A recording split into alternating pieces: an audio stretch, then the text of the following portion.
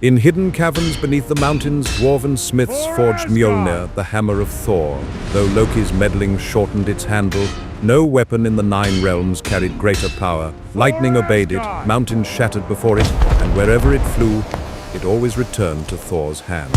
One morning, Thor awoke to find Mjolnir gone. The giant king Thrymr had stolen the hammer and hidden it beneath the earth. Without it, Asgard stood exposed, and the enemies of the gods sensed weakness. Thrymr demanded the goddess Freya as his bride in exchange for the hammer. Instead, Thor disguised himself beneath bridal veils, while Loki posed as his servant. The giants celebrated wildly, unaware that the silent bride seated among them was the god of thunder himself. When the giants placed Mjolnir upon the bride's lap to bless the wedding feast, Thor seized the hammer and rose in fury. Lightning split the hall as terrified giants scattered before the unleashed thunder god.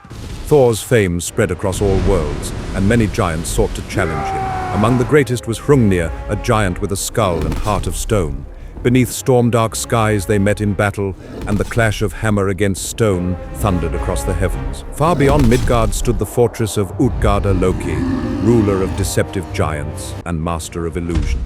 Thor and Loki crossed frozen wilderness to seek glory there, never realizing reality itself bent beneath the giant king's magic. Utgarda-Loki challenged Thor to simple contests. First, Thor attempted to lift what appeared to be an ordinary grey cat, yet the creature was truly Jörmungandr, the world serpent disguised through illusion.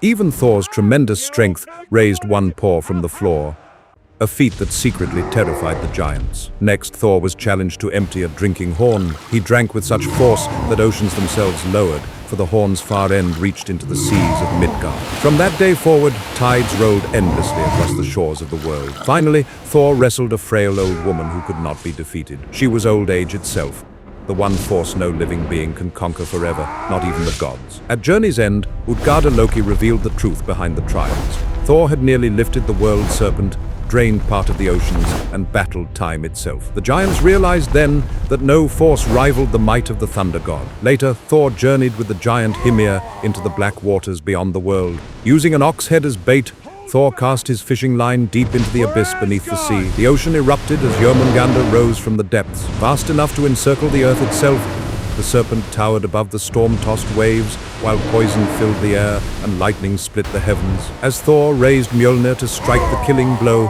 Hymir panicked and severed the fishing line. The serpent vanished once more beneath the sea, but prophecy remained. One day at Ragnarok, Thor and Jörmungandr would meet again, and both would perish in the final doom of the gods.